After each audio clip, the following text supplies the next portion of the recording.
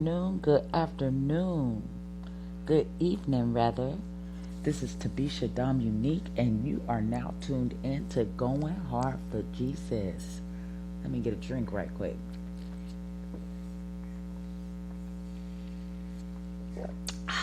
Bit thirsty. Well, this right here is basically a clarification from our last podcast. Glory be to God. Folks are listening. They are paying attention. The Holy Spirit is making moves.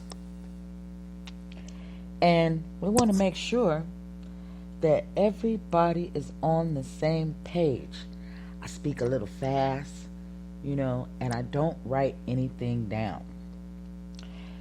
If you tuned in to our last podcast, we were coming from 2 Corinthians chapter 12, verses 7 through 10. We had a little meat and a little milk, meaning I read from the King James Version as well as the Word and Life Bible.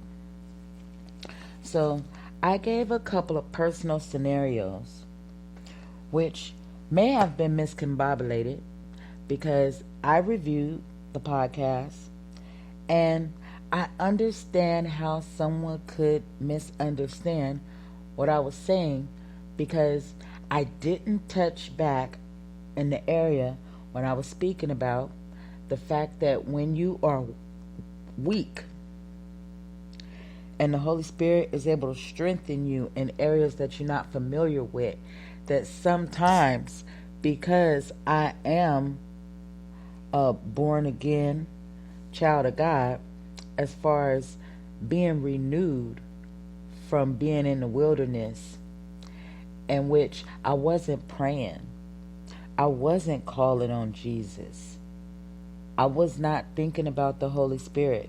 So sometimes when I speak, I'm speaking about personal experience as far as the first thought when a situation came about that I was unfamiliar with, that was scary, that was not in my expertise. I would smoke a cigarette. I would smoke a blunt. I would get a drink. I might indulge in a higher level of drug, or I might decide to have sex. It was just a lot of worldly activities that did not change the situation. You understand? And so let me read this verse again on the meat level.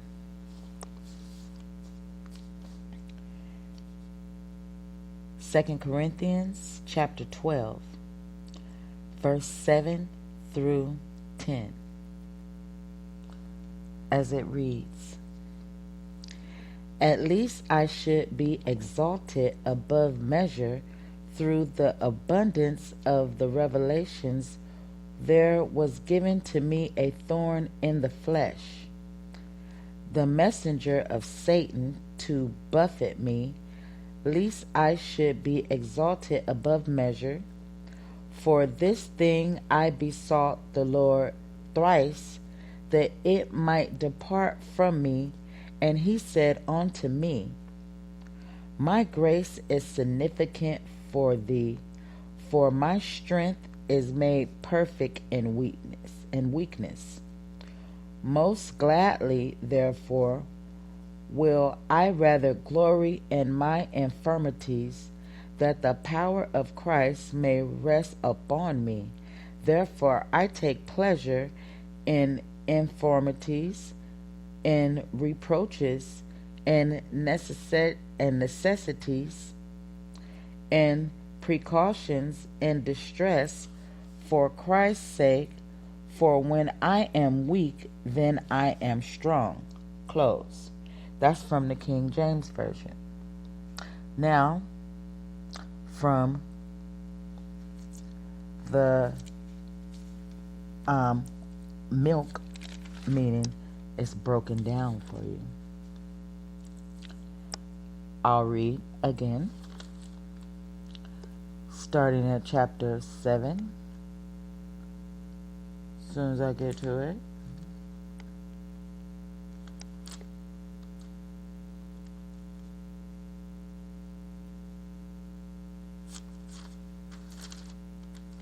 Okay, here we go.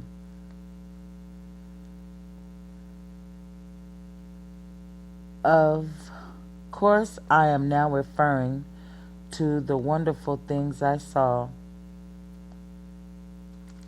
One of Satan's angels was sent to make me suffer terribly, so that I would not feel too proud. 3 times I begged the Lord to make this suffering go away, but he replied, "My kindness is all you need. My power is stronger than you when you are weak. So if Christ keeps giving me his power, I will gladly brag about how weak I am. Yes, I am glad to be weak or insulted or mistreated or to be troubles or to have troubles and suffering if it is for Christ, because when I am weak, I am strong." Close. Now, that's exactly like I said. It's 2 different Bibles. One is the meat, one is the milk, so that you understand the statement was, when I am weak, he is strong. Now, to clarify what I was saying on the last podcast is the fact that in the transition of having God being the head of your life, now able to study his word and relying on the Holy Spirit, thus for calling on Jesus, put me in a new perspective. And I was sharing with the audience who still may be in the wilderness that it happened for me. And if you're a willing heart and you asking for forgiveness and you want change, that most definitely it can happen for you as well. That the past is behind me. So it's been over a year for some things and coming up on a year for other things that I have not trusted on worldly things that, like I said, didn't change the situation, but it was just normal to think that smoking a cigarette, smoking a blunt, or getting high, drinking, doing other things that are unchristlike relieve stress. And it's a lot of other people out here in the world who has not obtained the power of calling on Jesus. They don't know the power of it. I heard about it. I thought it was a joke. But when the Lord chose to give me his grace and pull me in from the wilderness, I never thought that I can find the strength that I was looking for in his word. I thought that it was a game when I seen people being delivered from certain things, speaking about the Holy Spirit. I actually really thought that that was a joke. They was running game. Not until it was given to me, and it wasn't through going to a church and a pastor prayed for me or nothing like that. It was from me praying, and the things that the Lord took from me, the smoking, the drinking, it gradually just left my spirit because it didn't fit where he was taking me. my studying and interaction with him, it didn't fit. I was still around it. Where we all have options, we have choices. Because I thought that those things helped to keep me strong. I promise you, I believed that everything was solved by smoking a blunt. I had set up my whole life around smoking weed. After I went to jail behind it and everything, I never thought that it would be a day that I would stop smoking, especially when they made it legal. But through Jesus, and like I said, he's so smooth, he took it away from me by allowing me to have the choice, because he does want a willing heart. It just didn't fit. God is the answer to a life in despair. So I don't want to have anybody twist it. That's why I had to make a comeback on the same title for clarification.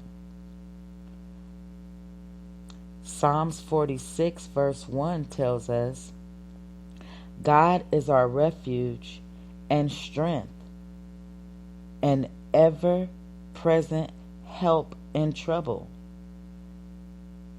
I can justify that. I have found that to be true. He does want a willing heart. And while I was seeking him, while I was reading the word, I was still 1 foot in and 1 foot out. And I was actually on my way to go get my little street meds. And as I was sitting there, after I had already called and said I was on the way, still waiting in the parking lot, hoping they don't get popped while you waiting on your package,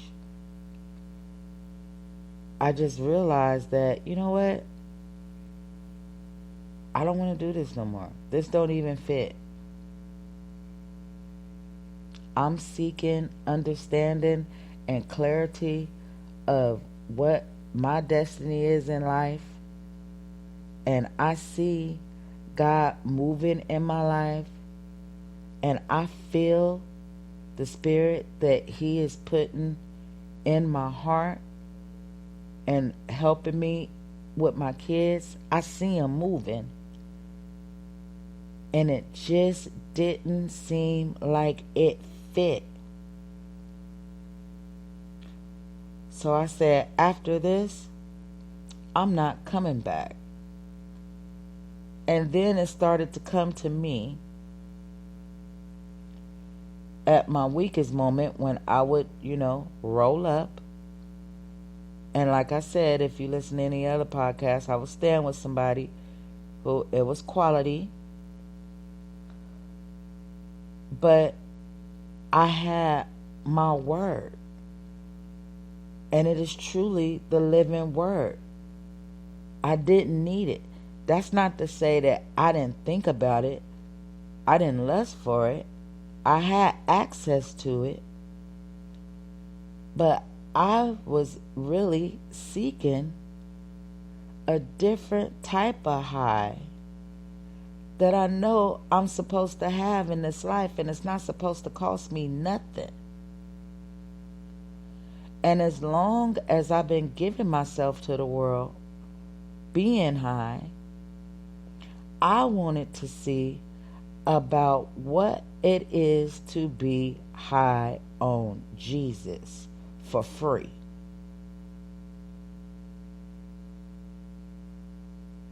Second Corinthians verse 4, chapter 16 tells us, Therefore we do not lose heart. Through outwardly we are wasting away, yet inwardly we are being renewed day by day. And that's